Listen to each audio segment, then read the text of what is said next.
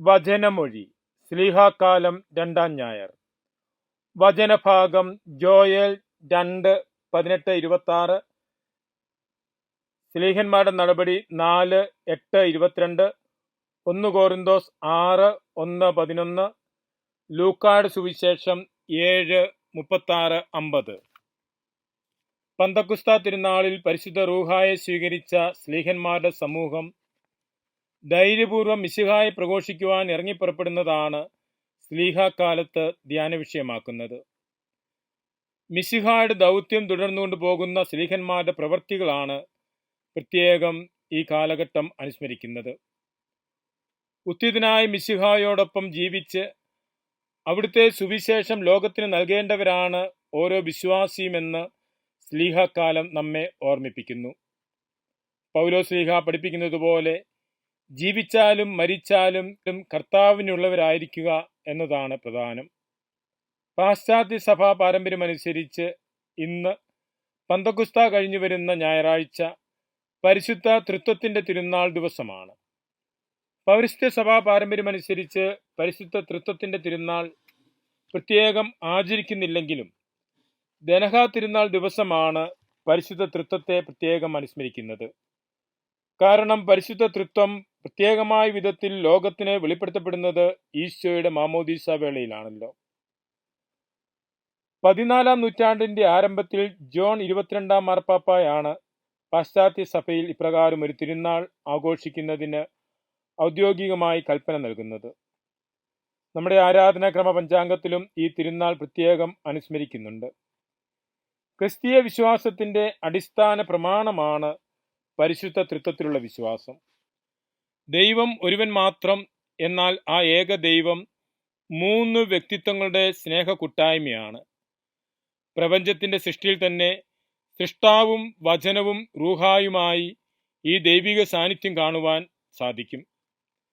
സൃഷ്ടാവും വചനവും റൂഹായും വ്യത്യസ്ത വ്യക്തികളായി പഴയ നിയമത്തിലും പ്രകാശിതമാകുന്നുണ്ടെങ്കിലും പിതാവും പുത്രനും പരിശുദ്ധ റൂഹായുമായ പരിശുദ്ധ തൃത്വത്തെക്കുറിച്ചുള്ള ദൈവിക വെളിപാട് അതിന്റെ പൂർണ്ണതയിൽ അനാവരണം ചെയ്യപ്പെട്ടത് വചനം മാംസം ധരിച്ച ഈശോ മിശിഹായിലൂടെയാണ്. മിശിഹായുടെ വചനത്തിൽ ആഴമായി വിശ്വസിച്ച് പരിശുദ്ധ തൃത്വത്തെ കൂടുതൽ അറിയുന്നതിനും അനുഭവിക്കുന്നതിനും തൃത്വത്തിന്റെ സ്നേഹക്കൂട്ടായ്മ മാതൃകയാക്കി ജീവിക്കുവാനുമുള്ള ആഹ്വാനമാണ് ഈ തിരുനാൾ ആചരണം ലക്ഷ്യം വയ്ക്കുന്നത്. ശ്ലീഹാക്കാലം 2-ാം ഞായറാഴ്ച നമ്മുടെ വിചിന്തനത്തിലുള്ള ദൈവവചന ഭാഗങ്ങൾ ദൈവത്തിന്റെ കാരുണ്യത്തെയും കരുതലിനെയും കുറിച്ച് പ്രതിപാദിക്കുന്നതും ആ കാരുണ്യവും കരുതലും ശിക്ഷീകരണത്തിലൂടെ തുടരുന്നതിനെക്കുറിച്ചുമാണ് പങ്കുവയ്ക്കുന്നത്. ഇന്നത്തെ സുവിശേഷ ഭാഗം ഈശോ പാപിനിയായ ഒരു സ്ത്രീയുടെ പാപങ്ങൾ മോചിക്കുന്ന സംഭവമാണ്. കാരുണ്യത്തോടെ വർത്തിക്കുന്ന ഈശോ പാപങ്ങൾ മോചിക്കുകയും രക്ഷ പ്രദാനം ചെയ്യുകയും ചെയ്യുന്നു. ഒരു ഫരീസേയന്റെ വീട്ടിൽ ഈശോ ഭക്ഷണത്തിനിരിക്കുമ്പോൾ ആ പട്ടണത്തിലെ പാപിനിയായ ഒരുവൾ ഈശോയുടെ സമീപത്ത് വന്ന് കരഞ്ഞുകൊണ്ട് നിൽക്കുകയും പാദങ്ങളിൽ സുഗന്ധതൈലം പൂശുകയും ചുംബിക്കുകയും ചെയ്തു. ആതിഥേയനായ ഫരീസേയൻ ആ സ്ത്രീയുടെ പാപാവസ്ഥയെക്കുറിച്ച് ചിന്തിച്ച് അവൾ അകറ്റി നിർത്തേണ്ടവൾ എന്ന് ചിന്തിക്കുമ്പോൾ ഈശോ അവളുടെ പാപാവസ്ഥ മനസ്സിലാക്കി അവളോട് കരുണ കാണിച്ച് പാപം ക്ഷമിക്കുകയും അവളുടെ വിശ്വാസത്താൽ അവൾ രക്ഷ പ്രാപിച്ചിരിക്കുന്നുവെന്ന് പ്രഖ്യാപിക്കുകയുമാണ് ചെയ്യുന്നത്. ജോയേൽ പ്രവാചകന്റെ പുസ്തകത്തിൽ നിന്നുമുള്ള ആദ്യ വായനയിൽ നാം ശ്രവിക്കുന്നത് ഇസ്രായേൽ ദേശത്തോട് കാരുണ്യം കാണിക്കുന്ന ദൈവത്തെക്കുറിച്ചാണ്. ഇസ്രായേലിന്റെ പാപങ്ങൾ ക്ഷമിച്ച് കർത്താവ് അവരെ ഐശ്വര്യപൂർണ്ണമാക്കുമെന്ന കാര്യമാണ് ജോയേൽ പ്രവാചകനിലൂടെ അരുൾ ചെയ്യുന്നത്. ശ്ലീഹന്മാരുടെ നടപടിയിൽ നിന്നുമുള്ള 2-ാം വായനയിൽ ശ്രവിക്കുന്നത് പരിശുദ്ധാരൂപിയുടെ നിറവിൽ പത്രോസ് മിശിഹായ്ക്ക് സാക്ഷ്യം നൽകിക്കൊണ്ട് പ്രസംഗിക്കുന്നതാണ്. ശ്ലീഹന്മാരായ പത്രോസും യോഹനാനും മിശിഹായുടെ നാമത്തിന്റെ ശക്തിയാൽ ഒരു മുടന്തന് സൗഖ്യം നൽകിയത് കണ്ട് ഭരണാധിപന്മാരും ശ്രേഷ്ഠന്മാരും നിയമജ്ഞരും അവരെ വിളിച്ച് വിചാരണ ചെയ്തപ്പോൾ പത്രോസ് നൽകിയ മറുപടിയാണിത്.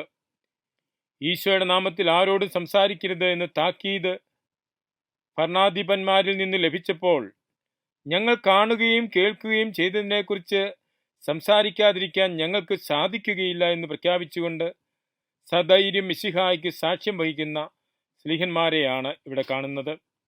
മിശിഹായുടെ നാമത്തിലും പരിശുദ്ധാരൂപിയിലും കഴുകപ്പെടുകയും പവിത്രീകരിക്കപ്പെടുകയും നീതീകരിക്കപ്പെടുകയും ചെയ്തവരായ വിശ്വാസ സമൂഹത്തിന്റെ ജീവിതശൈലി എന്തായിരിക്കണമെന്നാണ് കോരിന്തോസിലെ സഭയ്ക്ക് എഴുതിയ ലേഖനത്തിൽ നിന്നുമുള്ള വചനഭാഗം പ്രബോധിപ്പിക്കുന്നത്.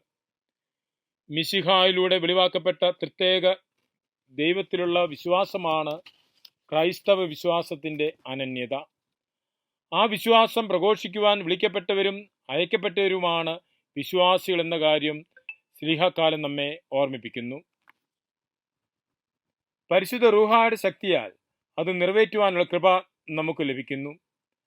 പൗലോസ് ശ്ലീഹ റോമായിലെ സഭയ്ക്ക് എഴുതിയ ലേഖനത്തിൽ പറയുന്നുണ്ട്, വിശ്വാസത്താൽ നീതിമത്കരിക്കപ്പെട്ട നാം നമ്മുടെ കർത്താവായ ഈശോ മിശിഹ വഴി ദൈവവുമായി സമാധാനത്തിൽ ഐക്യപ്പെട്ടിരിക്കുന്നു.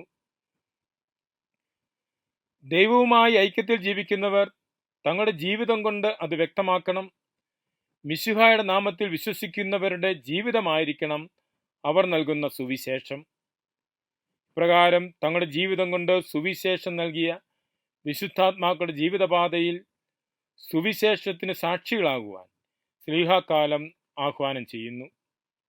ഈ കാലത്തിന്റെ ചൈതന്യത്തിൽ ജീവിക്കുവാൻ ദൈവകൃപ പ്രാർത്ഥിക്കാം. മിശിഹ നമ്മെ അനുഗ്രഹിക്കട്ടെ. ആമേൻ.